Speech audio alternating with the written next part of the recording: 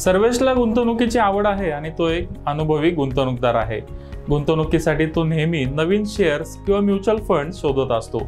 कमी जोखीम घेऊन चांगला रिटर्न मिळवण्याचा त्याचा नेहमी प्रयत्न असतो।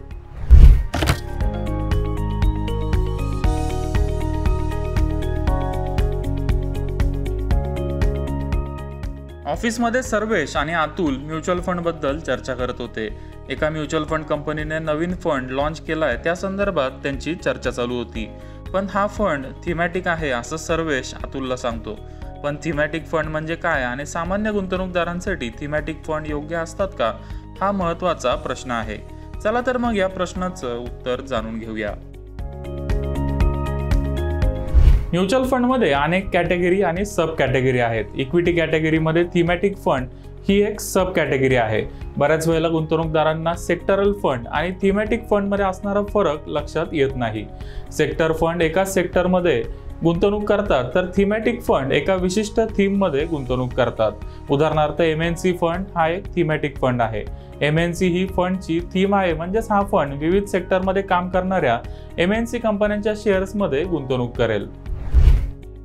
Manufacturing fund, logistics fund, housing fund, export services fund, business cycle fund, defence fund, commodities fund हे थीमॅटिक फंडचे काही उदाहरणं आहेत।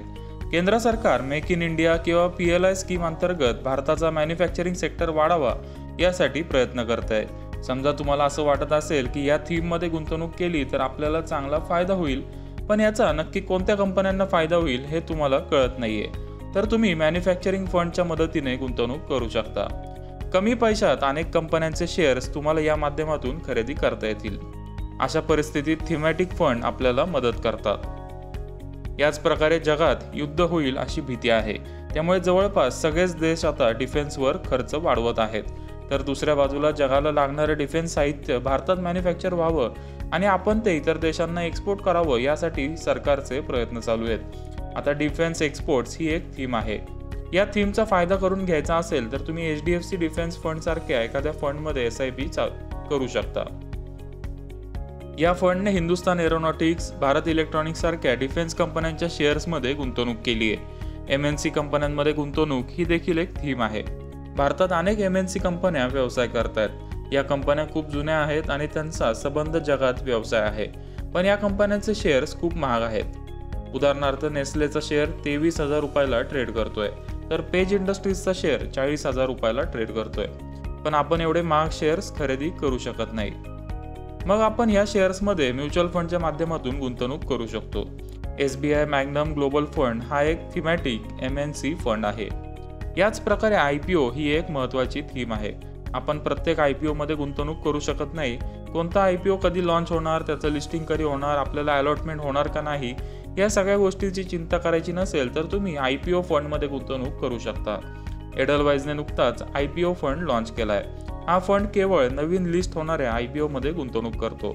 या प्रकारे म्युच्युअल फंडच्या माध्यमातून अनेक चांगल्या थीममध्ये गुंतवणूक करून आपल्याला प्रॉफिट मिळवता येतो। थीमॅटिक फंडला त्यांच्या पोर्टफोलिओपैकी किमान 80% गुंतवणूक त्या थीमशी जोडणाऱ्या शेअर्समध्ये गुंतवणं बंधनकारक आहे। थीमॅटिक फंड एका थीमशी संबंधित पण अनेक सेक्टरच्या शेअर्समध्ये गुंतवणूक करतात, त्यामुळे ते सेक्टर फंडपेक्षा जास्त सुरक्षित आहेत असं म्हणता येईल।